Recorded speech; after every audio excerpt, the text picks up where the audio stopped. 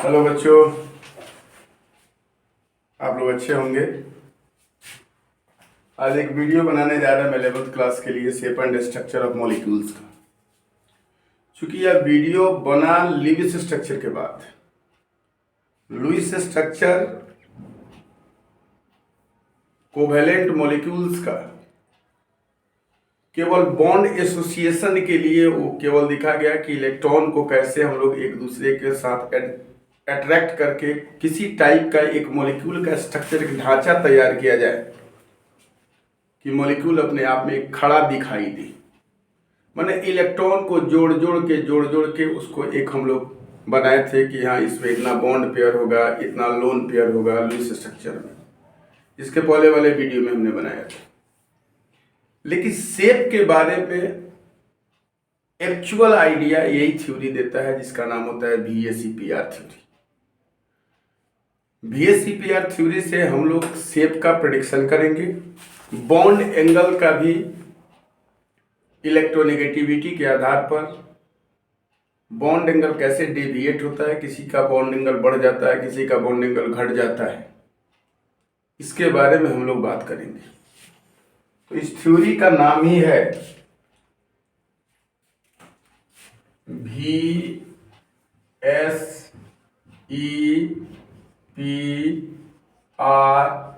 Theory.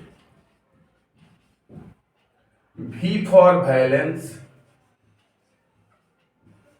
S for shell, E for electron, P for pair and R for repulsion। सीधा clear है। इसी से message दे रहा है कि वैलेंस सेल का जो इलेक्ट्रॉन पेयर होता है वह एक दूसरे के साथ रिपल्सन करता है। तो यह तो जनरल घर में भी ऐसा होता है कि बहुत सारे बच्चे हो जाते हैं तो दिन भर अपने आप में झगड़ा करते रहते हैं, तो सेंट्रल एटम डिस्टर्ब होता है। तो यही एक सिस्टम होता है कि अपने बच्चे को दूर दूर रख दिया जाए। 2 बच्चे होंगे, 3 बच्चे होंगे, 4 बच्चे होंगे तो एक को नेपाल भेज दो, एक को इंडिया भेज दो, एक को जापान भेज दो, एक को फ्रांस भेज दो। 1 साल 2 साल पर मिलेंगे तो लगेगा कि राम लक्ष्मण भरत शत्रुघ्न है। लेकिन एक ही रूम में अगर रहें दोनों बच्चे तो मे भी ऐसी पॉसिबिलिटी है कि बड़ा भाई बोलेगा कि छोटा भाई को थोड़ा मच्छरदानी टांग दो, तो बोलेगा नहीं टांगेंगे, तबड़ाक मार देगा। तो वो जाकर अपने पापा से बोलेगा तो उसको टेंशन होगा। तो वही बात है कि जिस सेंट्रल एटम के पास अगर वैलेंस इलेक्ट्रॉन है और वह वैलेंस इलेक्ट्रॉन ही डिसाइड करता है कि वह मॉलिक्यूल में कितना रिपल्सन हो रहा है, उस मॉलिक्यूल में कितना अट्रैक्शन हो रहा है। तो इसमें 2 तरह के इलेक्ट्रॉन पाए जाते हैं। अगर कोई इलेक्ट्रॉन बॉन्ड में पार्टिसिपेट करता है तो उसको हम लोग बॉन्ड पेयर बोलते हैं, और कोई इलेक्ट्रॉन पार्टिसिपेट नहीं करेगा तो उसको हम लोग लोन पेयर या नॉन बॉन्डिंग इलेक्ट्रॉन बोलते हैं। इस थ्योरी को दिया था एक साइंटिस्ट था, 2 आदमी मिलके, सीजविक एंड पॉवेल। इन 1940 AD में इसको दिया था, 1940 ईस्वी में दिया था। और इस थ्योरी को मॉडिफाइड किया था नाइहोम और जिलेस्पी ने। मॉडिफाइड बाय नाइहोम एंड जिलेस्पी इन 1957। तो बहुत सारा बुक में सीजविक साहब, पॉल साहब अपना अपना अलग बोला है, लोग नाइहोम जिलेस्पी इसको मॉडिफाई किया। तो अब जैसे मान लो कि कोई यह एटम है, एक ए एटम है और इसके पास वैलेंस इलेक्ट्रॉन है यह। तो यह वैलेंस इलेक्ट्रॉन इसके पास एक पेयर यहां है, एक पेयर यहां और एक पेयर यहां है। तो यह जो वैलेंस इलेक्ट्रॉन इस एटम पर मौजूद है, ए एटम पर, वह डिसाइड करेगा कि इस मॉलिक्यूल के पास किस टाइप का स्ट्रक्चर होगा और किस टाइप का शेप होगा। तो पहला नंबर में VSEPR थ्योरी आया किसके लिए? तो हम लोग बोल सकते हैं कि for shape, structure and bond angle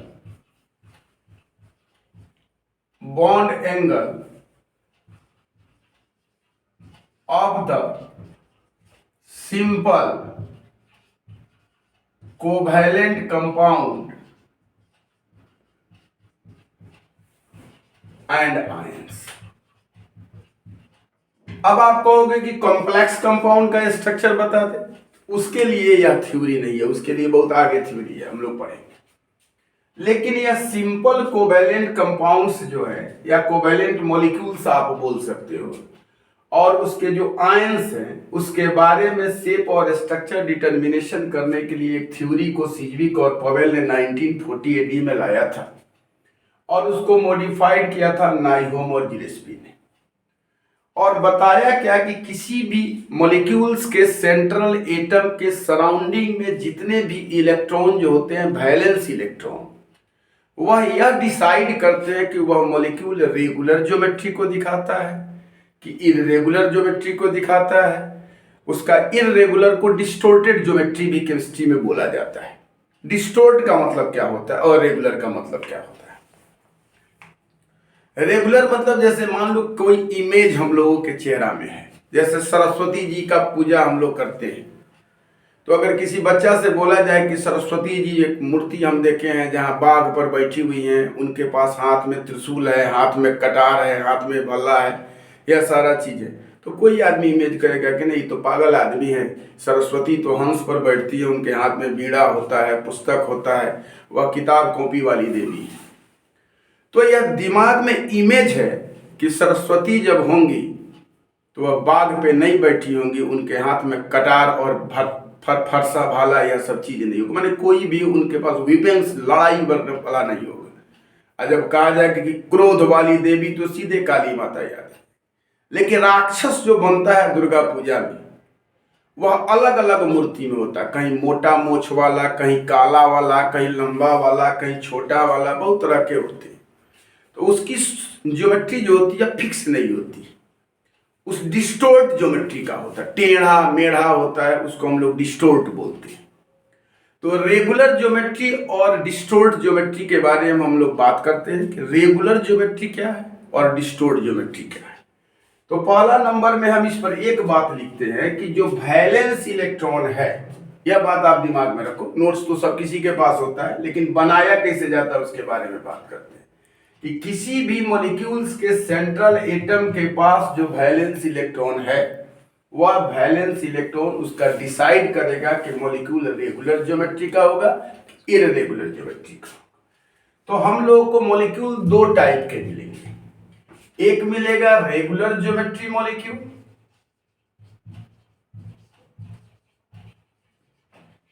और दूसरा मिलेगा डिस्टोर्टेड ज्योमेट्री मॉलिक्यूल। यहां हम लिख देते हैं distorted geometry molecule. Regular geometry का मॉलिक्यूल वैसा होता है कि जैसे सेंट्रल एटम हो और उसके जितना भी वैलेंस इलेक्ट्रॉन हो सबका बॉन्डिंग हो गया, मतलब केवल वह बॉन्डिंग इलेक्ट्रॉन के सराउंडिंग में हो, उसके पास कोई भी लोन पेयर नहीं हो। और डिस्टोर्टेड ज्योमेट्री का मतलब होगा कि उसके पास बॉन्डिंग इलेक्ट्रॉन भी हो और में भी लोन पेयर भी हो। तो जिसके पास लोन पेयर और बॉन्ड पेयर होगा वह डिस्टोर्टेड ज्योमेट्री को दिखाएगा, और जिस सेंट्रल एटम के पास केवल बॉन्ड पेयर होगा वह रेगुलर ज्योमेट्री को दिखाएगा। तो अब रेगुलर ज्योमेट्री का जो भी मॉलिक्यूल होगा उसका स्ट्रक्चर भी होता है और शेप दोनों सेम ही होते हैं। लेकिन डिस्टोर्टेड ज्योमेट्री में जो स्ट्रक्चर होता है वह अलग होगा और उसका शेप भी होगा वह अलग होगा, क्योंकि वहां लोन पेयर के रिपल्सन के कारण उसका शेप जो होगा वह कुछ ना कुछ चेंज होगा। अब लोन पेयर भाई क्या करता है, क्यों रिपेल करता है, बॉन्ड पेयर उतना रिपेल क्यों नहीं करता है? तो मान लीजिए आप लोग की कोई एक आदमी है और उसके पास 4 लड़के हैं। इस लड़का का शादी वो कर दिया मान लो कोई एन नाम की लड़की से। तो जब उसकी शादी हो गई तो वह जब शादी हुआ तो परेशान हुआ, मतलब वह अपने ससुराल से भी थोड़ा अट्रैक्ट हो गया और अपने बाप से भी थोड़ा अट्रैक्ट हो गया। और यहाँ जो एक लड़की है एन, वह दूसरे लड़के के से शादी कर लेता है। अब यह जो लड़का है इसका, यहाँ जो उसका लड़का है उसका अट्रैक्शन तो अपने ससुराल से भी होगा, और यह जो लड़का है इसका अट्रैक्शन भी अपने ससुराल से होगा। मतलब अब यह दोनों साइड में अट्रैक्शन होगा, तो केवल यह बाप से इसका अट्रैक्शन नहीं रहेगा। लेकिन यह बेचारा दोनों का शादी हुआ नहीं है। अब जब दोनों का शादी हुआ नहीं तो इसका अट्रैक्शन तो केवल इसी से होगा। इस टाइप के जो इलेक्ट्रॉन होते हैं इसको बोला जाता है डाइसेंट्रिक। डाइसेंट्रिक इलेक्ट्रॉन मतलब क्या होता है, दो सेंटर में, एक एम का सेंटर और एक एन का सेंटर, यह दो न्यूक्लियस से अट्रैक्ट रहते हैं। और यहां भी यह दोनों न्यूक्लियस से होंगे, यह डाइसेंट्रिक होगा, डाइसेंट्रिक इलेक्ट्रॉन होता है। और यह बेचारा मोनोसेंट्रिक इलेक्ट्रॉन होता है, मोनोसेंट्रिक इलेक्ट्रॉन। तो मतलब जो मोनोसेंट्रिक है जिसका एक से ही अट्रैक्शन है।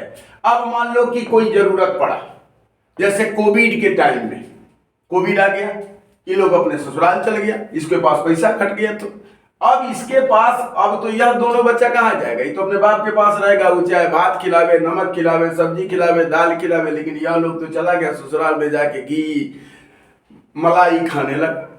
अब जब कोविड खत्म हुआ तो जब ये लोग अपने बाप के पास आएगा तो ये दोनों बोलेगा ना कि तू लोग किस लाज शर्म से हम लोगों के पास आया है। अब बताओ कि ज्यादा झगड़ा करेगा कि नहीं करेगा। इसीलिए लोन पेयर ज्यादा झगड़ा करता है बॉन्ड पेयर के कंपैरिजन में। तो बॉन्ड पेयर का रिपल्सन कम होता है और लोन पेयर का रिपल्सन ज्यादा होता है। तो कहता है कि अगर स्ट्रेंथ ऑफ रिपल्सन की बात की जाए, स्ट्रेंथ ऑफ रिपल्सन की बात की जाए, तो हम लोग इसमें यह बात लिखते हैं कि लोन पेयर जो है वह लोन पेयर से सब। अब हम लोग बात कर रहे थे कि बॉन्ड पेयर लोन पेयर का। तो अगर मान लो कि इस एटम के पास यहां लोन पेयर, यहां लोन पेयर है, यहां बॉन्ड पेयर, यहां बॉन्ड पेयर है, और इस एटम के पास केवल बॉन्ड पेयर है, तो इस बॉन्ड पेयर के बीच में जो रिपल्सन होगा और यह लोन पेयर के बीच में रिपल्सन होगा, तो जैसे मान लो इसका रिपल्सन हम अल्फा मान लेते हैं और इसका रिपल्सन हम बीटा मान लेते हैं, तो अल्फा का रिपल्सन जो होगा वह हमेशा बीटा से ज्यादा होगा। मतलब हम यह क्लियर कर सकते हैं कि स्ट्रेंथ ऑफ रिपल्सन में सबसे ज्यादा लोन पेयर का रिपल्सन होगा, फिर लोन पेयर बॉन्ड पेयर का रिपल्सन होगा, फिर बॉन्ड पेयर का रिपल्सन होगा। अब हम लोग तो यह देख लिए कि भाई कोई मॉलिक्यूल जो होगा वह दो तरह के इलेक्ट्रॉन से घिरा हुआ रह सकता है, एक बॉन्ड पेयर होता है, एक लोन पेयर होता है। जो बॉन्ड में पार्टिसिपेट करता है उसको बॉन्ड पेयर बोलते हैं, जो बॉन्ड में पार्टिसिपेट नहीं करता उसको लोन पेयर बोलते हैं। लोन पेयर मोनोसेंट्रिक होता है, बॉन्ड पेयर डाइसेंट्रिक होता है। अब अगर कोई मॉलिक्यूल रेगुलर ज्योमेट्री है तो क्या करेगा और इररेगुलर ज्योमेट्री है तो क्या करेगा, इसके लिए हम लिखते हैं। अब रेगुलर ज्योमेट्री अगर किसी मॉलिक्यूल का है, रेगुलर ज्योमेट्री है, तो आप सीधे एक बात याद रखना आप लोग कि एक लाइन यही दिमाग में हमेशा रखना कि central atom is surrounded by only bond pair of electrons का मतलब रेगुलर होगा। मतलब सेंट्रल एटम के अगल बगल में खाली बॉन्ड पेयर है तो उसका ज्योमेट्री जो होगा वह रेगुलर ज्योमेट्री का मॉलिक्यूल होगा। अब उसका अरेंजमेंट कैसे होगा और शेप कैसे होगा इसके बारे में बताते हैं। तो यहाँ आप लिख दीजिए बॉन्ड पेयर, यहाँ आप लिख दीजिए लोन पेयर, और बॉन्ड पेयर लोन पेयर को जोड़िएगा तो यहाँ होगा इलेक्ट्रॉन पेयर, यहाँ होगा अरेंजमेंट ऑफ एटम्स, और यहाँ हम लिख देते हैं उसका स्ट्रक्चर। आप स्ट्रक्चर को यहाँ शेप भी बोलोगे क्योंकि स्ट्रक्चर और शेप उसका चेंज नहीं होगा। अब मान लो कि कोई एटम है, यह एटम है M और यह दो बॉन्ड पेयर से जुड़ा हुआ है। एक बॉन्ड पेयर यहाँ हुआ, एक बॉन्ड पेयर मतलब जोड़ा होता है, इसलिए दो इलेक्ट्रॉन को यहाँ हम लोग बॉन्ड पेयर बात कर रहे हैं। अब इसके पास बॉन्ड पेयर दो है लेकिन लोन पेयर एक भी नहीं है, तो यहाँ बॉन्ड पेयर दो है और लोन पेयर 0 है, और bond pair plus lone pair is equal two electron pair. इस बात को दिमाग में याद रखिए। तो बॉन्ड पेयर और लोन पेयर को हम जोड़ेंगे तो 2 + 0 इज इक्वल टू 2। अब एटम का अरेंजमेंट कैसे होगा, तो मान लो कोई एटम ए है और इस साइड में एक बॉन्ड पेयर बी है और इस साइड में एक बॉन्ड पेयर बी है, मतलब यह बी एटम से जुड़ा हुआ और बी एटम से जुड़ा हुआ, तो नंबर ऑफ सिंगल बॉन्ड यहाँ 2 हुआ, तो बॉन्ड पेयर 2 हुआ। इसका शेप हो गया आपको लीनियर और इसका बॉन्ड एंगल जो होगा वह 180 डिग्री होगा। अब हम लोग देखते हैं कि कोई एटम जो है, जैसे अब इसको हम बताते हैं, कोई M एटम है, यह 3 एटम से जुड़ा हुआ है। अब कहां जुड़ा हुआ है, अब ये लुईस स्ट्रक्चर है, यह लुईस स्ट्रक्चर। अब हम इसका स्ट्रक्चर बनाएंगे कि इसका मेन रियल स्ट्रक्चर क्या होना चाहिए। तो बॉन्ड पेयर उसके पास 3 है, लोन पेयर 0 है, तो टोटल 3 होगा। अब इस तरह का अरेंजमेंट लुईस स्ट्रक्चर का अरेंजमेंट है, लेकिन VSEPR का अरेंजमेंट जो होगा वह बोलेगा A यहां रहेगा, B यहां रहेगा, B यहां रहेगा, B यहां रहेगा, और इसका स्ट्रक्चर जो होगा ट्राइगोनल प्लेनर होगा, एक प्लेन में होगा। इसको हम लोग बोलेंगे ट्राइगोनल प्लेनर, या कुछ किताब में लिख देता है ट्राइएंगुलर प्लेनर। तो ऐसा ऑथर लोगों पर डिपेंड करता है कि आपने इसको क्या लिखा, और इसका बॉन्ड एंगल जो होगा 120 होता है, तो इसका बॉन्ड एंगल आप 120 मानोगे, इसका बॉन्ड एंगल 180 डिग्री होता है। अब कहता है कि कोई मॉलिक्यूल जो है वह 4 बॉन्ड पेयर से जुड़ा हुआ है और उसके पास 0 लोन पेयर हो, तो इलेक्ट्रॉन पेयर उसके पास 4 होगा।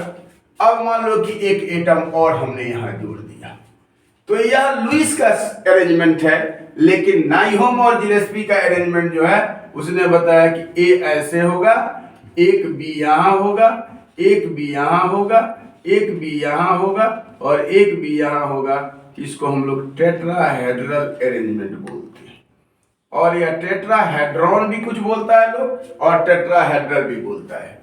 तो इसका स्ट्रक्चर जो होगा आपका, इसका स्ट्रक्चर का नाम आप लिखोगे टेट्राहेड्रल,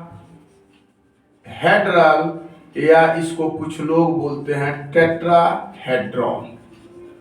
और इसका बॉन्ड एंगल अब 2 तरह की बातें लिखती है। कुछ बुक लिखता है कि 109 डिग्री 28 मिनट, और कुछ बुक लिखता है 109.5 डिग्री।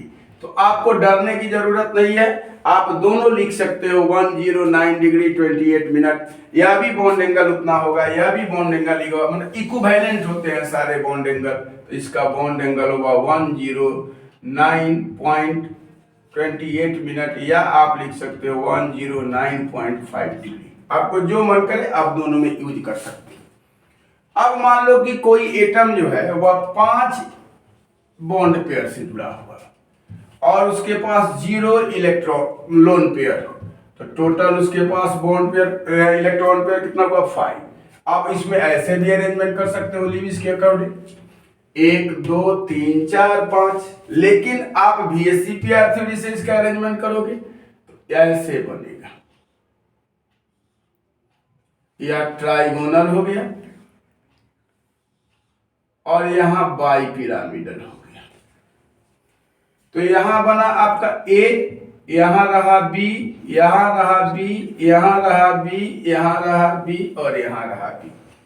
अब इसमें बॉन्ड एंगल की बात होती है, तब यहां लिखते हैं हम इस बात को कि ट्राइगोनल बाइपिरामिडल में यहां जो बॉन्ड एंगल होता है, इस बॉन्ड एंगल को हम लोग बोलते हैं इक्वेटोरियल एंगल। इक्वेटोरियल एंगल, और इसको हम लोग बोलते हैं एक्सियल एंगल। और एक्सियल एंगल 90 डिग्री होता है और इक्वेटोरियल एंगल 120 डिग्री होता है। अब इक्वेटोरियल एंगल पर 120 डिग्री होगा और एक्सियल एंगल 90 डिग्री होगा। यह बात हम लोग जान गए। अब कोई एटम जो है, सेंट्रल एटम जो है, वह 6 बॉन्ड पेयर से जुड़ा हुआ। बॉन्ड पेयर उसके पास कितना हो, 6 हो। लोन पेयर कितना हो, 0 हो। इलेक्ट्रॉन पेयर कितना हो जाएगा, 6। तो अब हम लोग लुईस का स्ट्रक्चर से अगर बनाना चाहते हैं तो मान लीजिए कि लुईस का स्ट्रक्चर है M N N N N N, यहाँ 5 हुआ, 1 2 3 4 5 6। आप जैसे मन करे लुईस के स्ट्रक्चर से अरेंजमेंट कर सकते हो, लेकिन अब इसको हम लोग यहां ला कर रखते हैं। तो इसका स्ट्रक्चर क्या होगा, ऑक्टाहेड्रल।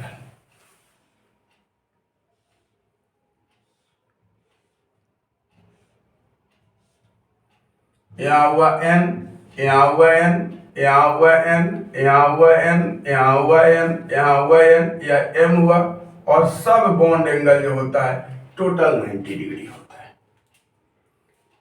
अब हम लोग बात करते हैं कि अगर कोई सेंट्रल एटम जो है 7 बॉन्ड पेयर से जुड़ा हुआ, बॉन्ड पेयर उसके पास 7 हो, लोन पेयर 0 हो, इलेक्ट्रॉन पेयर कितना हो गया, 7 हो गया। इसके लिए आप इसको लिखना ऑक्टाहेड्रल, और बॉन्ड एंगल जो होता है टोटल 90 डिग्री होता है। इसके लिए होता है आपको से पेंटागोनल बाइपिरामिडल, और इस पर जो एंगल होता है यह 90 डिग्री होता है, और अंदर वाला जो एंगल होता है 72 डिग्री होता है। यहाँ हमने n रखा, यहाँ n रखा, यहाँ n रखा, यहाँ n रखा, यहाँ n रखा, यहाँ n रखा, यहाँ n रखा। आप कुछ भी रख सकते हो, a मान लो, b मान लो, c मान लो, कुछ भी मान लो। आप बगल वाले एटम को, यहाँ हम a मान लेते तो सबको b मानना पड़ता, यहाँ a मान लेते तो सबको b मानना पड़ता। जैसे यहाँ हमने मान लिया, इसको मान लिया a, इसको मान लिया b, b b b b।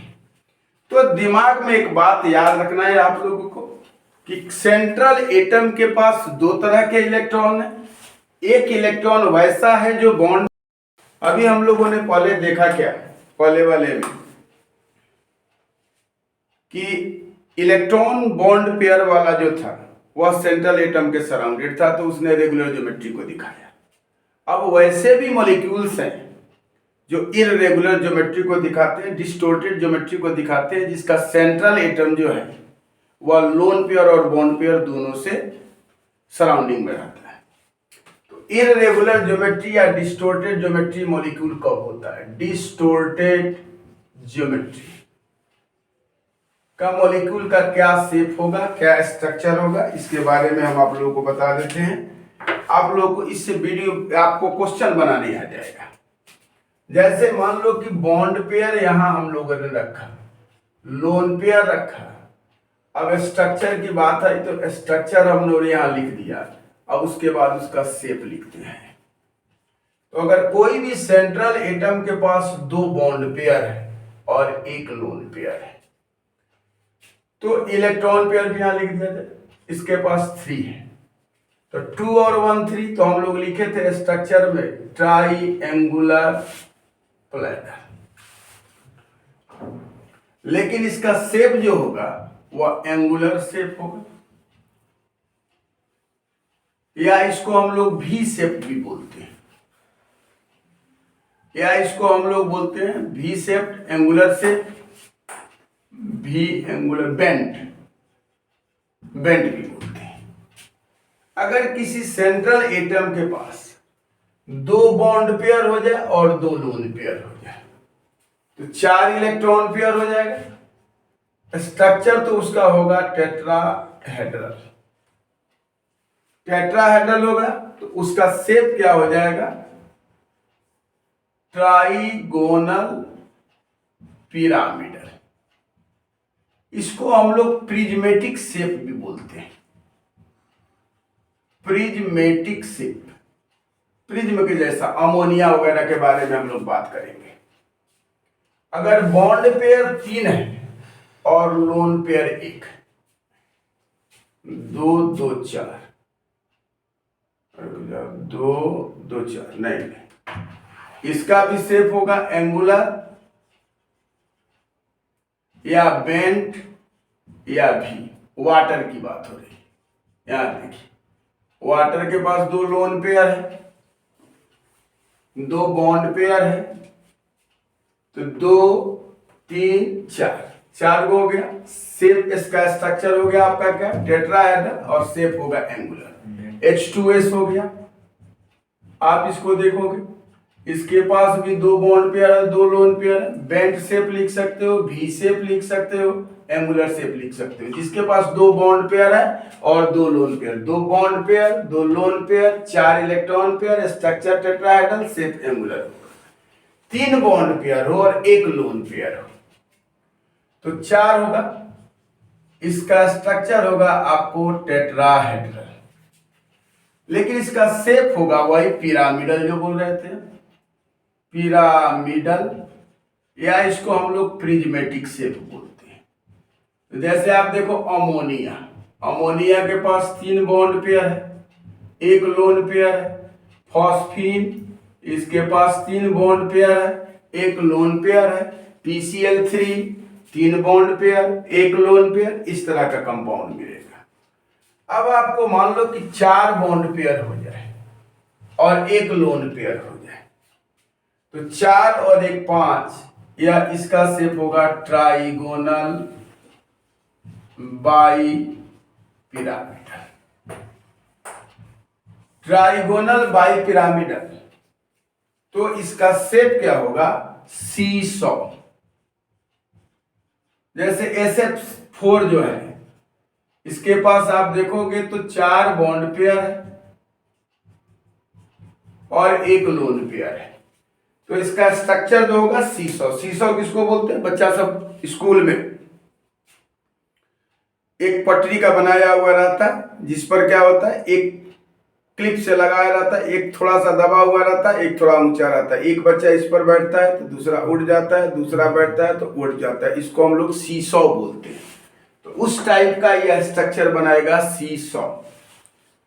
अगर मान लो कि किसी एटम, किसी मॉलिक्यूल्स के पास 3 बॉन्ड पेयर हो जाए और 2 लोन पेयर हो जाए, 5 हो जाएगा।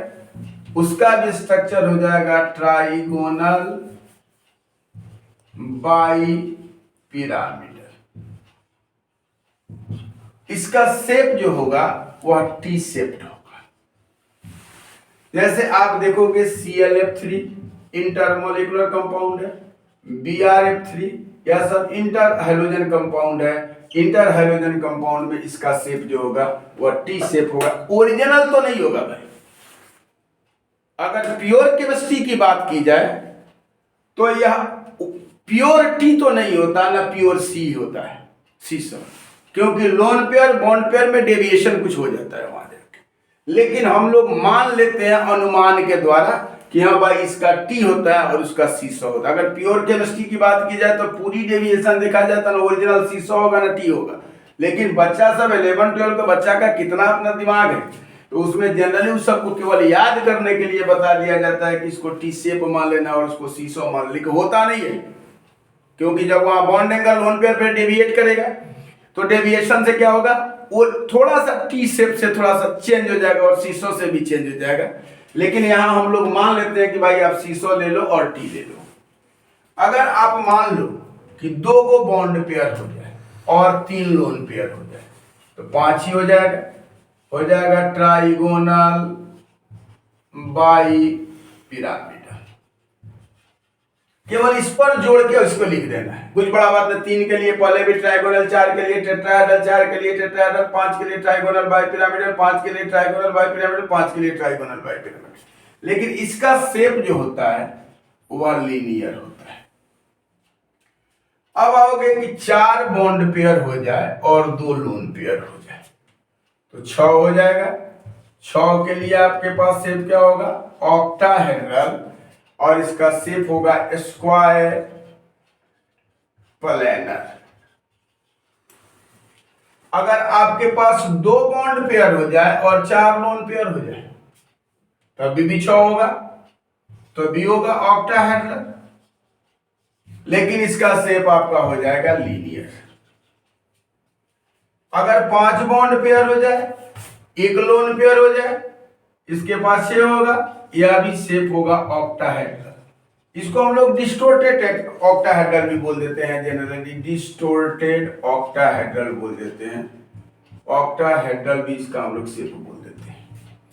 तो यह आपको याद करना पड़ेगा और यह याद रखना पड़ेगा कि किसका स्ट्रक्चर क्या होगा, किसका शेप क्या होगा। अब इसके बाद हम 1-2 मॉलिक्यूल का बता देते हैं, इलेक्ट्रोनेगेटिविटी पर बॉन्ड एंगल बता देते हैं, लेकिन यह चीज आपको दिमाग में हमेशा रखना पड़ेगा कि किसके लिए क्या होगा। ऐसे बनाते बनाते आपके दिमाग में यह बात क्लियर हो जाएगा कि यहाँ का किसका शेप क्या होता है और किसका स्ट्रक्चर क्या होता है। उसमें आपको ज्यादा रटने की जरूरत नहीं होगी। तब तक आप लोगों के लिए अकॉर्डिंगली 1, 2, 4, 5 इसका शेप स्ट्रक्चर को दिमाग में रखा जाता है कि कैसे बनता है। ऐसे तो बनाते बनाते आप लोगों को क्लियर हो जाए। आप इसको नोट करो, उसके बाद फिर हम अगला बताते हैं इसके बाद कि क्या लिखें। स्ट्रक्चर बता रहे हैं, जैसे हम लोग CH4 NH3 और वाटर की बात करते हैं, बड़ा पॉपुलर है 11-12 में।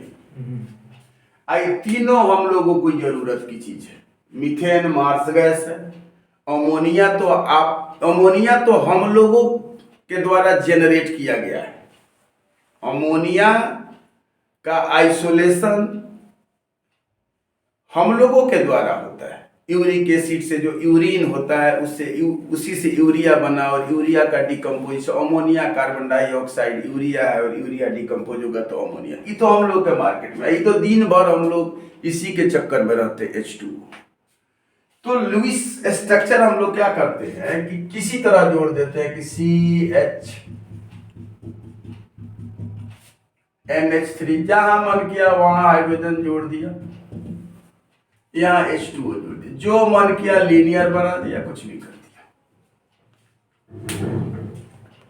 अब क्या होता है कि जब VSEPR थ्योरी में हम लोग देखेंगे तो इसके पास केवल बॉन्ड पेयर है, इसके पास बॉन्ड पेयर भी है और यहाँ लोन पेयर भी है, इसके पास भी बॉन्ड पेयर है और इसके पास लोन पेयर, इसके पास 2 लोन पेयर है।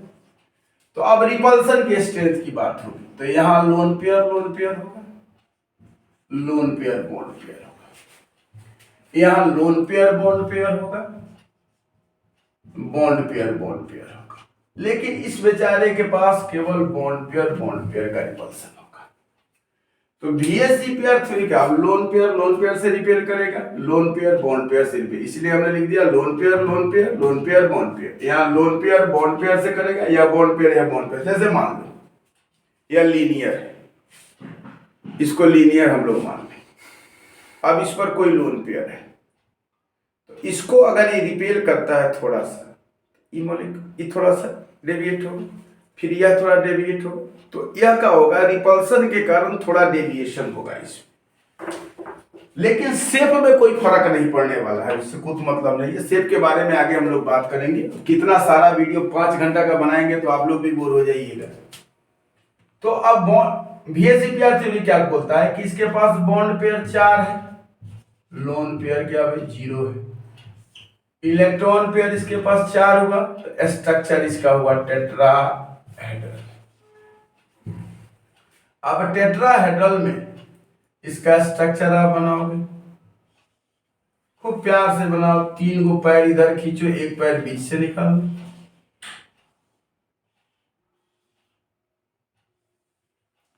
यहाँ पे H रख दो, यहाँ पे H रख दो, यहाँ पे H रख दो, यहाँ पे H रख दो, यहाँ बॉन्ड एंगल इसका हुआ 109.5 डिग्री। अब आगे फील करो कि यहाँ 90 डिग्री था, अप्रॉक्स हम कोई स्केल लेके नहीं बैठे हुए हैं कि हम लबराई तान दे कि कुछ भी हो जाएगा, यहाँ 105 हो जाएगा, 103। हमारे पास स्केल नहीं है, ना मीटर पैरामीटर, या मॉलिक्यूल को मास स्पेक्ट्रोस्कोपी से, यूवी स्पेक्ट्रोस्कोपी से देखा जाएगा। वो झूठ बोलने से, यहाँ लबराई बोलने से ऐसा होता है वैसा होता है, इस तरह का बात उस तरह हमसे नहीं होगा। हम केवल आपको बता रहे हैं कि यहाँ अप्रॉक्स 90 डिग्री है, यहाँ बॉन्ड एंगल 109 होगा। यहाँ का डिस्टेंस और यहाँ के डिस्टेंस में तो फर्क है, यहाँ ज्यादा डिस्टेंस पर, यहाँ कम डिस्टेंस पर, तो रिपल्सन यहाँ कम हो रहा है, तो यहाँ स्टेबिलिटी ज्यादा है। यहाँ हम लोग देखेंगे कि बॉन्ड पेयर जो है वह 4 है, लोन पेयर जो है बॉन्ड पेयर 3 है और लोन पेयर 1 है, इलेक्ट्रॉन पेयर तो 4 ही हुआ। तो इसका स्ट्रक्चर क्या होगा,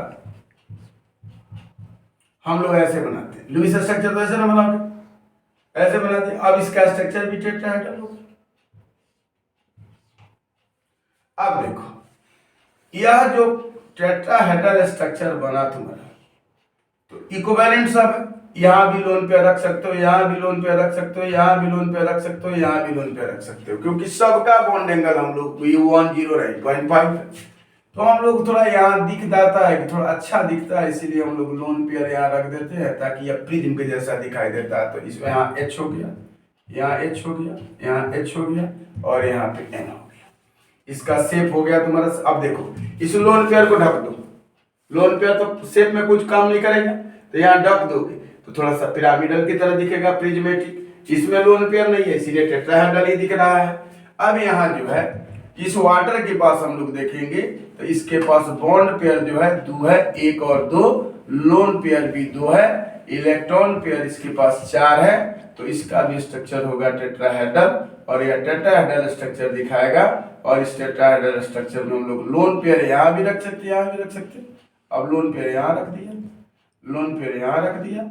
अब यह लोन पेयर जो आपका हो गया, यहाँ हाइड्रोजन हो गया और यहाँ हाइड्रोजन, यहाँ ऑक्सीजन। आप देखो तो बी की तरह दिख रहा है कि नहीं, इसीलिए तो वाटर का हम लोग स्ट्रक्चर बनाते हैं तो BaCpR3 से ऐसे बनाते हैं कि यहाँ ऑक्सीजन है, यहाँ हाइड्रोजन है, यहाँ हाइड्रोजन है, यहाँ लोन पेयर है, यहाँ लोन पेयर है।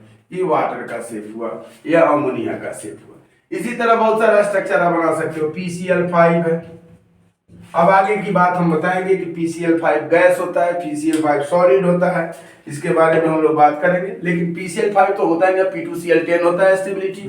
तो जनरली हम लोग इसकी बात करेंगे। तो PCl5 में क्या है, P जो है 5 गो बॉन्ड से जुड़ा हुआ है, तो बॉन्ड पेयर यहाँ 5 हो गया, लोन पेयर 0 हो गया, इलेक्ट्रॉन पेयर 5 हो गया। स्ट्रक्चर इसका हो जाएगा ट्राइगोनल बाई पिरामिडल, TBP। आप यहाँ स्ट्रक्चर इसका बना दो, ऐसे ही बना के सारे मॉलिक्यूल का आप केवल बॉन्ड पेयर लोन पेयर देखोगे, यहाँ बन जाएगा। यहाँ आपका हो जाएगा एक Cl, यहाँ एक Cl, एक Cl, एक Cl, एक Cl, यहाँ P हो जाएगा। आपको और मॉलिक्यूल 1-2 बना के हम दिखा देते हैं। आप यहाँ देखोगे HCF4, यहाँ देखो Xc के पास कितना है, 8 इलेक्ट्रॉन होता है, एक F से जुड़ा हुआ है, एक F से जुड़ा हुआ है, एक F से जुड़ा हुआ है, एक F से जुड़ा हुआ है, 4 F से जुड़ गया और 2 यहाँ हो गया उसके पास। तो टोटल इलेक्ट्रॉन 1 2 3 4 5 6 7 8 और फ्लोरीन का इलेक्ट्रॉन है। तो यहाँ बॉन्ड पेयर 4 हो गया, लोन पेयर 2 हो गया, इलेक्ट्रॉन पेयर 6 हो गया। और आप इसका स्ट्रक्चर बनाओगे, इलेक्ट्रॉन पेयर 6 होगा तो इसका ऑक्टाहेड्रल होगा, इसमें जेनॉन होगा, यहाँ जेनॉन होगा, यहाँ आप रखोगे। लोन पेयर यहाँ रखना है क्योंकि इसका स्क्वायर प्लेनर शेप होता है, तो आप लोन पेयर यहाँ रख देना। F हो गया, F हो गया, F हो गया, F हो गया, यह स्क्वायर प्लेनर शेप हुआ। तो और अब कुछ इस पर शेप और ज्योमेट्री जो होता है डेविएट करता है इलेक्ट्रोनेगेटिविटी से आगे, उसमें ड्रैगोज रूल है, बेंड रूल है, या इसका अगला वीडियो हम बनाएंगे। इससे भी थोड़ा छोटा वीडियो होगा, लेकिन अगले वीक में हम एक नया वीडियो इस पर देंगे, ड्रैगोज रूल और बेंड रूल, और उसमें बहुत सारा कुछ स्ट्रक्चर आपको बताएंगे। तब तक आप लोग इसको बनाइए। कुछ क्वेश्चन हम यहाँ दे देते हैं, आप लोग अपने से प्रैक्टिस कीजिएगा। इस पर जो प्रॉब्लम होगा उस पर बात करेंगे। PCl3, PH3, NF3, NF3, उसके बाद H2S, H2O, OF2, आपको यहाँ दे देते हैं XCO2, XCO3, उसके बाद आपको दे देते हैं हम SF4, उसके बाद यहाँ आपको हम दे देते हैं ClF3, ETC, इस सब का आप लोग स्ट्रक्चर बनाइएगा और बनाइएगा। जो प्रॉब्लम होगा फिर अगला वीडियो में इस सब का स्ट्रक्चर बनाएंगे और इस पर बॉन्ड एंगल पर हम बात करेंगे, उसमें बेंट रूल और ट्रेपेज़ रूल के बारे में बात करेंगे। तब तक के लिए धन्यवाद। आप लोग हमसे जुड़े रहें। आप लोग हमसे जो भी मदद होगा मैं कोशिश करूंगा कैसे ही आप लोगों को मदद करते रहूं। आप लोग हमारे साथ जुड़े रहें और खूब मन लगा के ईमानदारी से पढ़ें, एकदम ईमानदारी से पढ़िएगा, भगवान आपको सफलता देंगे। उसके लिए बहुत बहुत धन्यवाद।